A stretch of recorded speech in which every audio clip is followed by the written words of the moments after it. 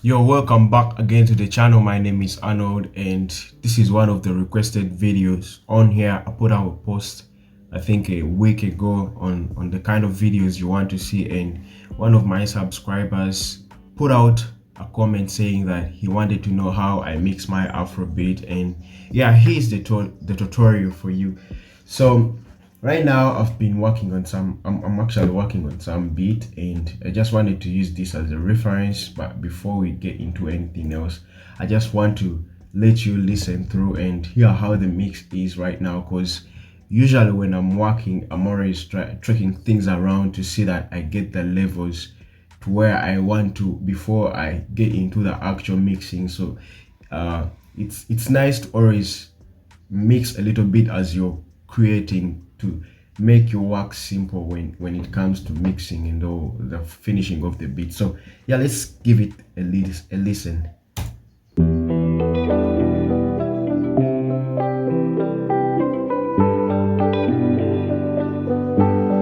Xode, this is crazy.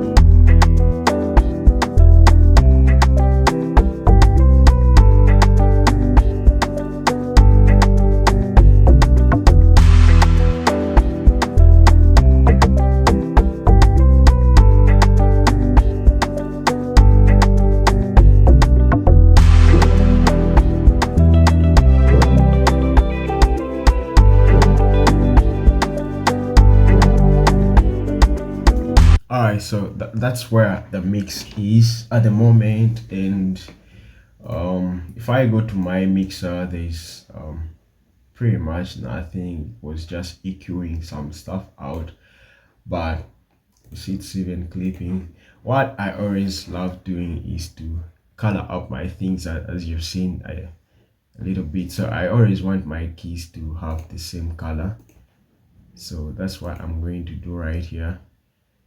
And yeah, so first of all, my mix is somewhere, I would say it's balanced to what I want. But if it is not me, if it's not balanced, then I would go around and trek around stuff. Sometimes I love playing it very loud, and get how things would sound when let me first put on the limiter.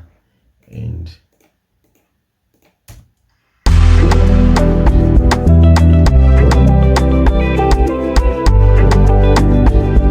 all right, that's very powerful. I'm gonna remove that, but that was to see if I raised up the volume where my beat is going to be. So right now I'm going to start by making bass channels for the keys. And for the bass, I have right here two basses. This one right here, the actual bass, and the log drum bass. So I'm going to group that as well. Select bass channel for selected tracks, and I'll have this as my bass. Then my drums, obviously I'll have to color them or something else, something like this maybe. And maybe eliminate this one because I don't need it. I will go ahead and eliminate these ones as well, because I don't need them. Have my drums as well. Created a bass channel for my drums as well, so I can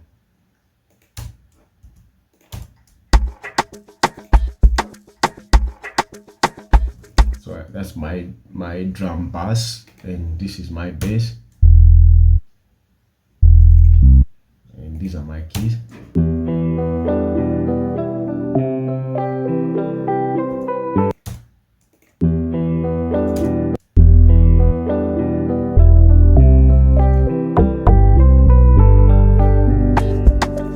So I usually start with my my drums, and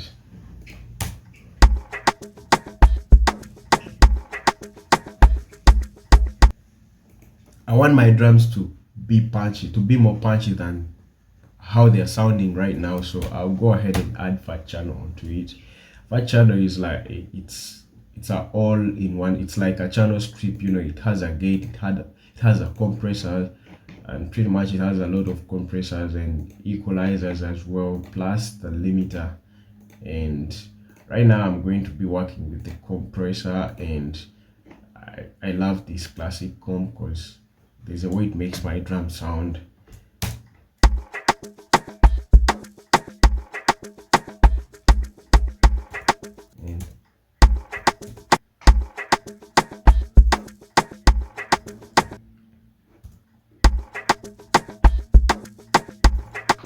And what I'm going to do is to, it has a fast release, and what I'm going to do is to add an equalizer onto it and come right here. I love this passive EQ because it's more of boosting a certain frequency, compressing a certain frequency. So what I always do is to boost around here.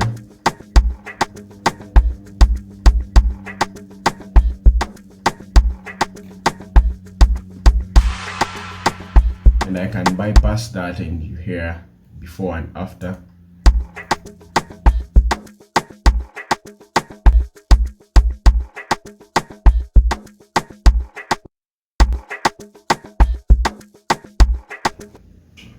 So this is really nice. Once my fat channel is on, there's a way it sounds warm and punchy, and this is where I always come around and I create a bass channel, another bass channel for my power compression, drum power compression. And what I always do is to transfer this to my power compression bass, and I send it over there. I know it's it's just my workflow. So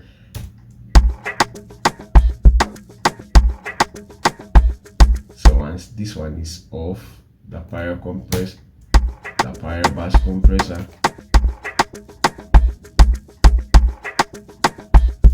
and to clarify more on this, or make it enlighten more on this one, is this is the compressed signal, and what I always do is to blend it with this, my main signal, and I blend it with the compressed signal. So you have to find a balance, and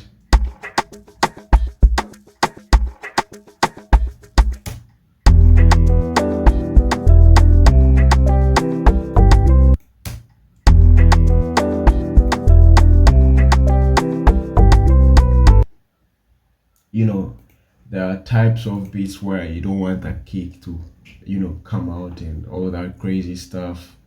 So I'm pretty fine with where my mix is at right now, so I'm going to involve the bass as well.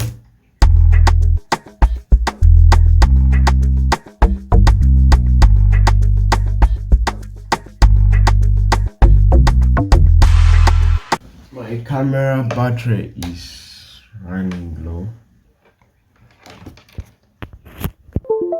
Okay, I think I need to go back with on this and I add a compressor because I think I love this to be, because I feel this log drum is not tightened together, so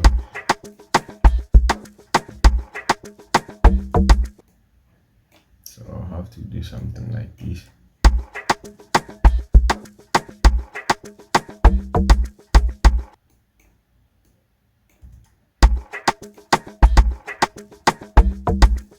And maybe put on some makeup gain, like around 1 decibel, maybe 2, and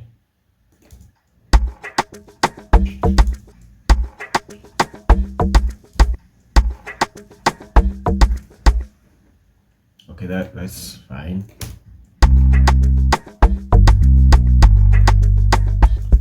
So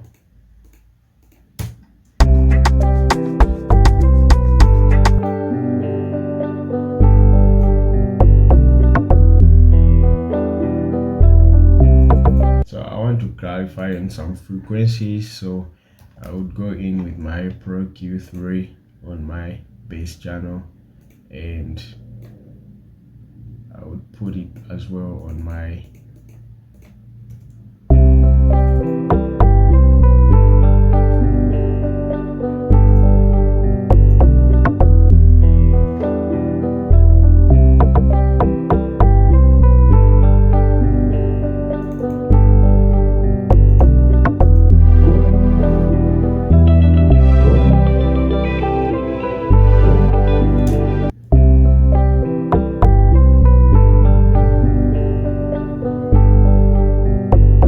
so around 82 frequencies. I want to dark down just a little bit of my keys to give more room for the bass to come out.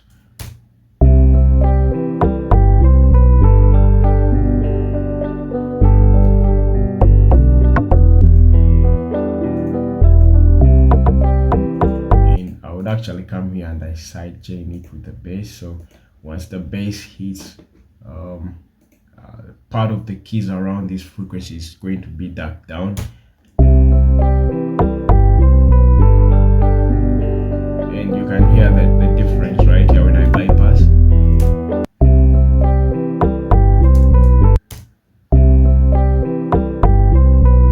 So there is a little bit of clarity right there.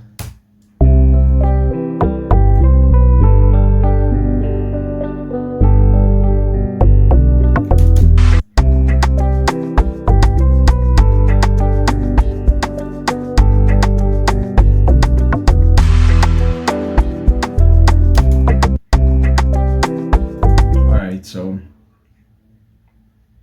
another thing that I'm going to do is to actually raise.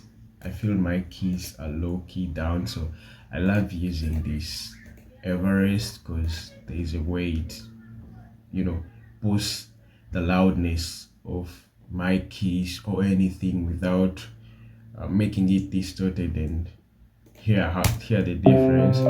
It's off.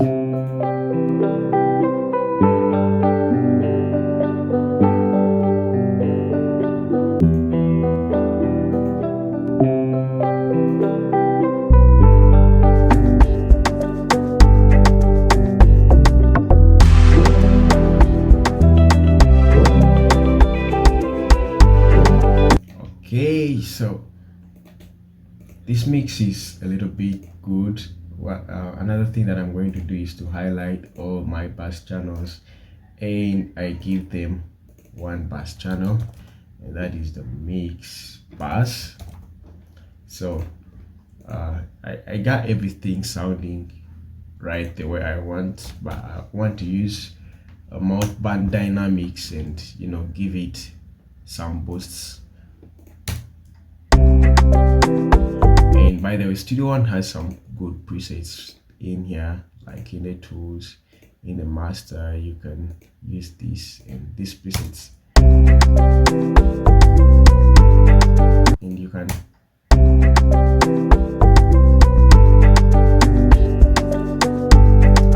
really feel the difference.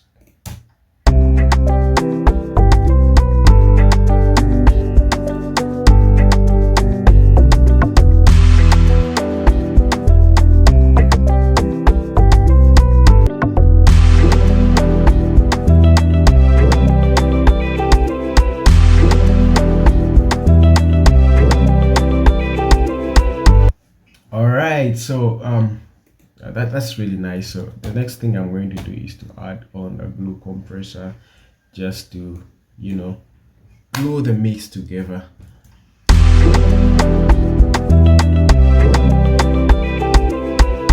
That's nice, by the way, where it's doing all that stuff. Put my high release all the way to auto, and maybe boost around here.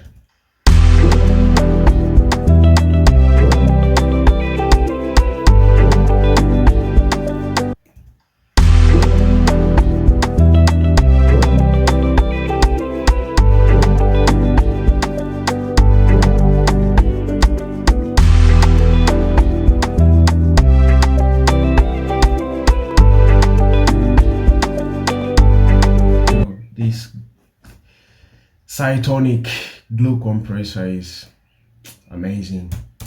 So once I bypass all this, when I put them back on,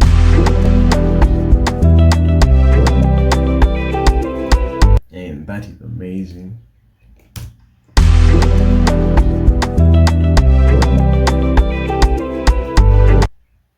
So another thing I do on my bass mix is to add a stereo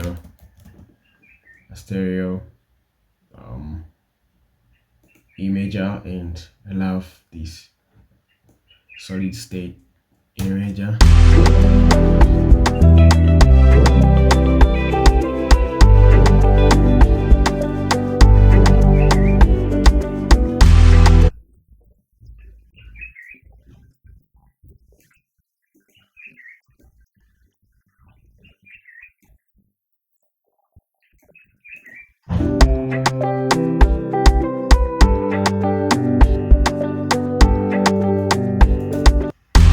So once remove them all,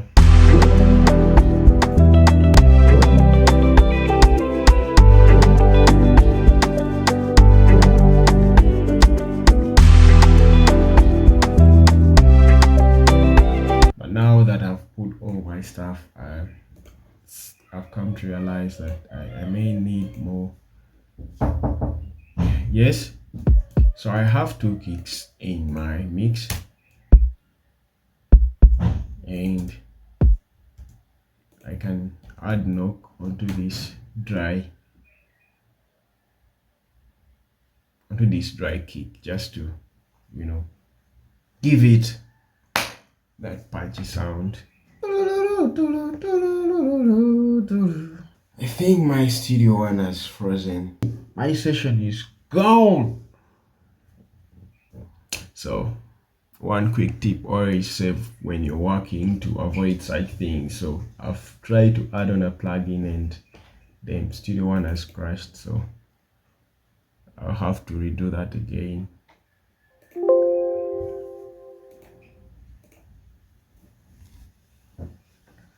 Studio One has a backup, but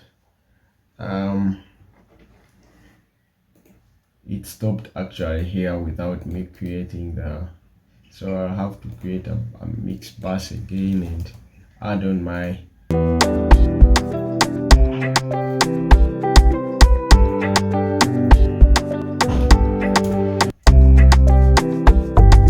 alright. So I'm gonna add Yowlin loudness meter onto my post and see.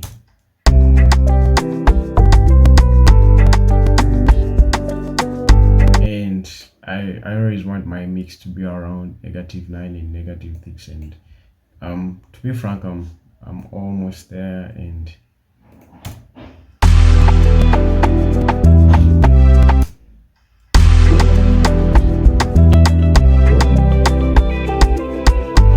okay, amazing. Add a limiter.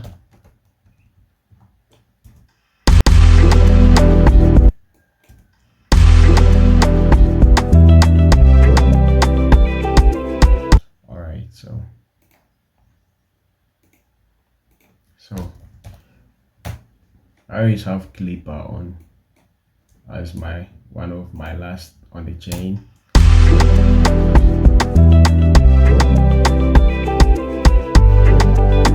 And maybe enable your lean once again.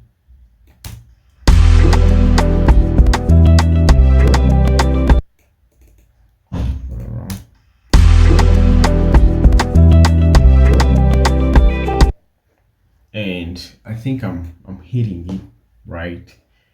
the good levels. So once I send this mix to a mastering engineer, or if I'm going to master it myself, it's loud enough even when I'm sending out a demo to an artist. Right here where it's hitting, it's loud enough to, you know, to give the impression you intend to give. When that is before the mix,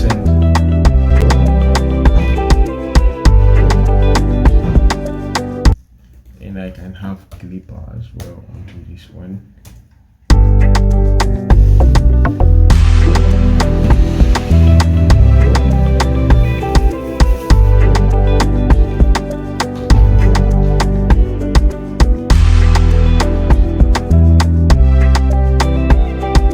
Alright, so we're gonna have to listen to this once again, and maybe I may transpose it up because I was getting a little bit bored with the mix. And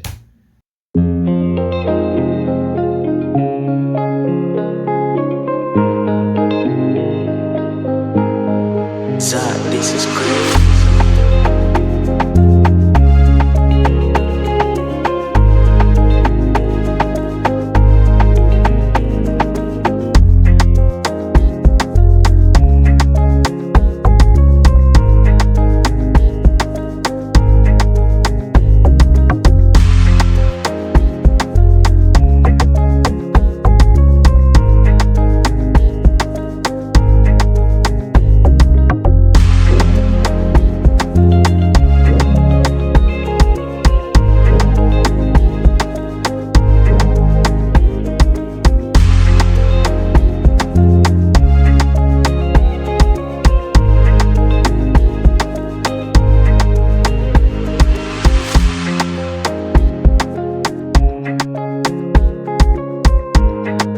okay, yeah, right. So that is pretty much it. It was a simple mix, and yeah, it's pretty decent to me. I can proudly and genuinely put it out there or send it to an artist before they put on their vocals, because once they put on the vocals, much as the beat is fine and everything, some things sometimes have to go down in order for the vocals to sit in.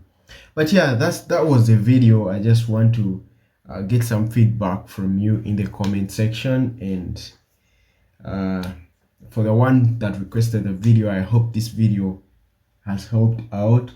I hope to make more of the mixing videos, and please feel free to write down what you would love to get in the coming videos. And I'm signing out for now. Bye. Peace.